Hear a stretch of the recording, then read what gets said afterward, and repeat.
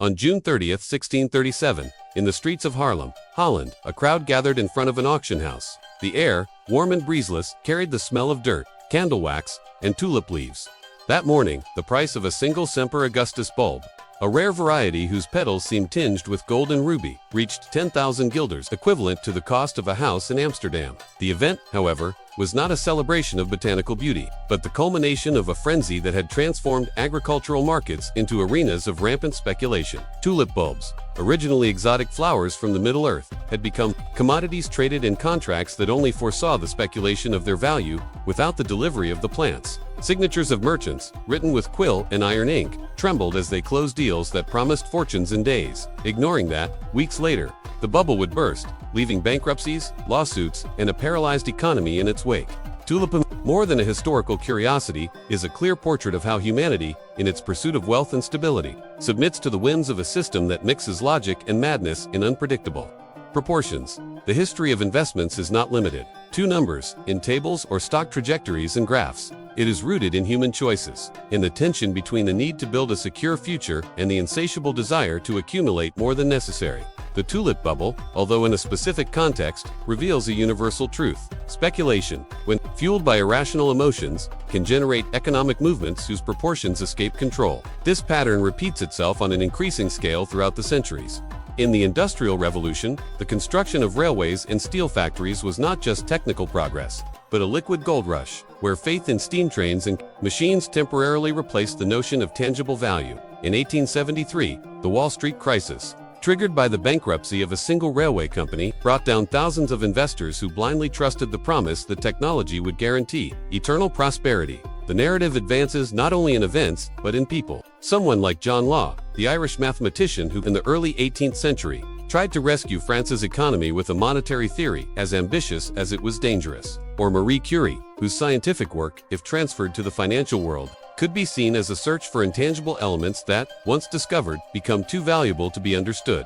Even Bill Gates, at the height of the 1990s, navigated a market where speculation about the internet transformed startups into technological giants even before their platforms fully functioned. Each of these characters embodies the duality inherent in investment, the ability to shape realities and the vulnerability of losing everything in the blink of an eye. At the heart of this journey, a disturbing question arises. If markets are, in essence, reflections of human emotions, greed, fear, covetousness, hope, how is it possible to separate the rational from the irrational in a system that, by definition, demands predictability? The tulip bubble, the railway stock rush in the 19th century, the dot-com crisis in the early 2000s, and, more recently, the rise and collapse of digital assets like cryptocurrencies or NFTs seem to answer this same equation. An asset, regardless of its utility, can reach immense values when it becomes a symbol of status, a promise of the future, or an object of collective desire. But, upon bursting, it reveals an emptiness that no technical analysis can fill. What makes this story particularly relevant, however, are not just the cycles of boom and bust that repeat, but the way each generation reinvents the language of speculation. In the 17th century, contracts were handwritten. Negotiations took place in public squares, and information was transmitted by horse messengers.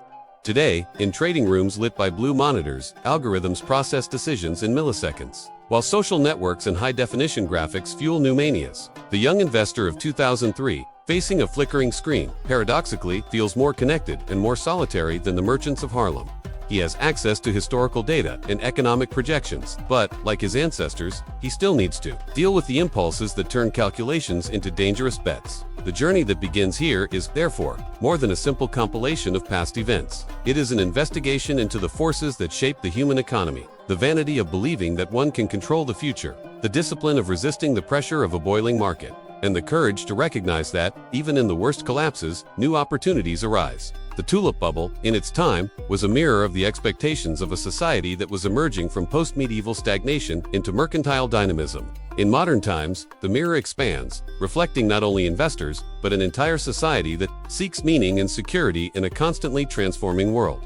While the candlelight in historical documents fades, digital records shines with an intensity that seems immutable. However, the patterns of behavior, emotions, and past mistakes suggest that the next big investment, whether in technology, virtual assets, or emerging new industries, may again prove to be a replica of old human whims. The answer to this collective impulse lies not only in graphs, numbers, or algorithms, but in how each individual interprets, resists, or surrenders to the forces that, for centuries, have danced between reason and madness.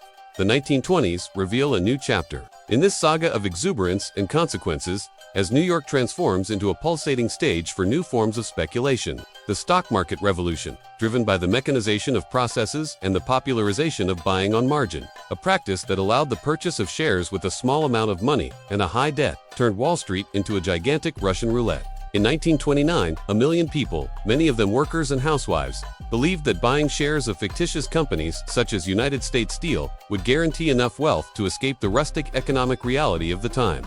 The reality, however, collapsed on October 24th, when the Dow Jones Index fell 12% in a single day, dragging thousands of hopes with it. The difference from the Dutch frenzy is that, now, speculation expanded to entire sectors of the economy, such as the automotive industry and civil construction, whose collapse impacted not only the wealth of investors, but also the infrastructure and employment of millions. On the other hand, the response to the 1929 crisis reveals a hitherto underestimated facet, the role of the state as guardian, or perhaps as an accelerator, of mania cycles. Franklin D. Roosevelt, by implementing the New Deal, introduced stabilization mechanisms, such as the FDIC Federal Deposit Insurance Corporation, which guarantees bank deposits.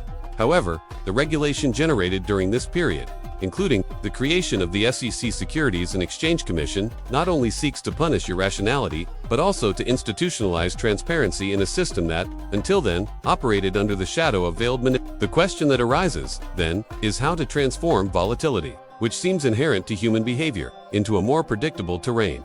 Economists at the time tried different approaches. For followers of the Austrian school, the crisis was the result of an excessive expansion of credit, which inflated assets beyond their real productive value. From another perspective, Keynesian theorists argued that speculation was a reflection of collective hysterias, driven by the anticipation of future profits, regardless of the company's current health.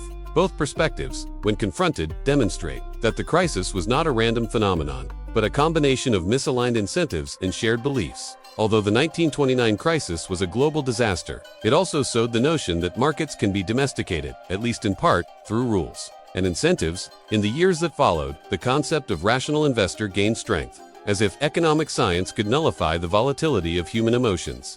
However, the very creation of the SEC and the FDIC reveals a contradiction. By imposing order, governments also legitimize speculation as an essential component of the capitalist system. This translates, for example, into the legalization of real estate funds and the creation of mechanisms for the issuance of public bonds that, paradoxically, become new battlefields for gamblers who see stability where there are only promises. The perception of security, often, only serves to ease the conscience that the next cycle of mania is already in gestation.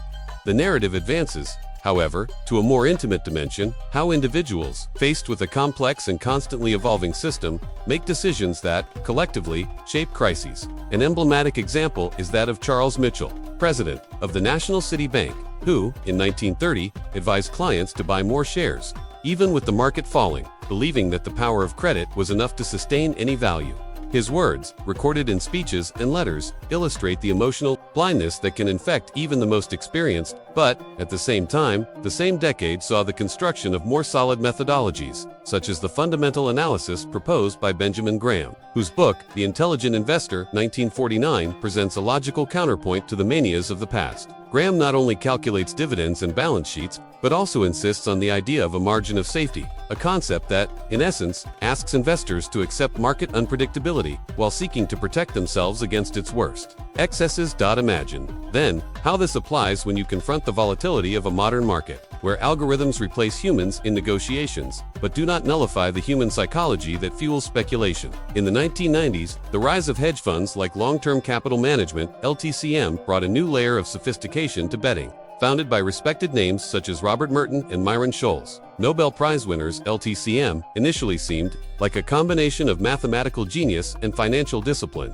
However, in 1998, the Russian crisis and the Russian government's bankruptcy due to external debt transformed a fund considered infallible into a time bomb. The $4.6 billion in assets, whose value depended on highly sophisticated statistical models, collapsed in a matter of weeks, demonstrating that even the most advanced mathematical modeling cannot predict collective irrationality.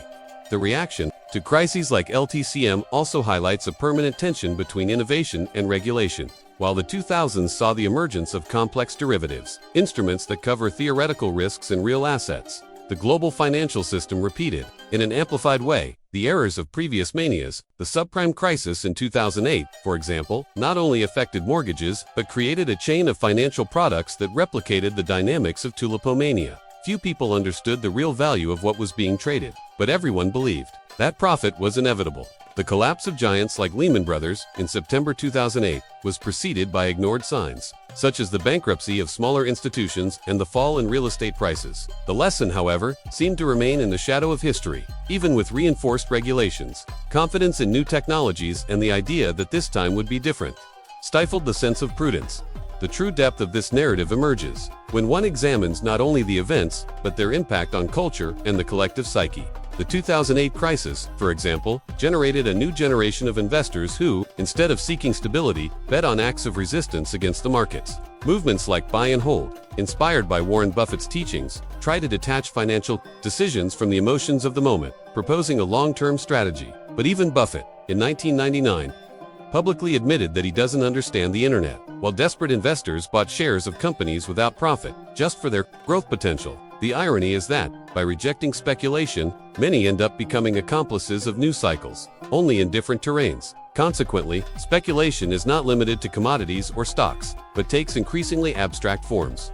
In the post-2008 world, investors find new frontiers in digital assets, such as NFTs or cryptocurrencies, where utility is debatable, but greed is palpable. The case of Terra Nova, an investment fund in mineral properties in Antarctica promising riches, or the example of Tulip Coin, a blockchain inspired by the Dutch bubble, reveals how the symbolism of a mania, the flower, gold, the code, can be replaced in each era, maintaining the essential dynamic. The difference, perhaps, is that now information spreads at speeds that defy any coordinated response, transforming crises into global events in minutes.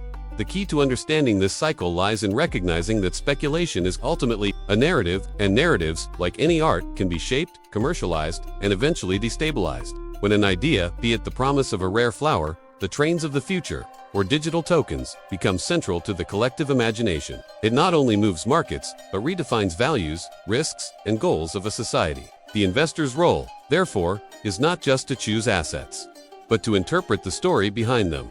Reflecting on this journey, one realizes how cycles of exuberance and crisis intertwine in a plot as old as the very formation of capitalism, a dance between reason and impulse, where each step seems to follow a rhythm that was not taught, but innate. The bubbles that emerged in the Holland of tulips, in the New York of stocks, in the trading rooms of fintechs, are not distinguished by their forms, but by how they dress in new guises, becoming invisible to those who believe they have overcome the whims of the past. Volatility, often described as a technical or financial phenomenon, is, in essence, a manifestation of human narratives. When an invention, whether technological or conceptual, unites with collective faith, it ceases to be merely an object and becomes a symbol, a myth that defies arithmetic logic. The physiognomy of the market, thus, is not limited to graphs and quotes, but is revealed in the stories that agents tell themselves to justify ever greater risks.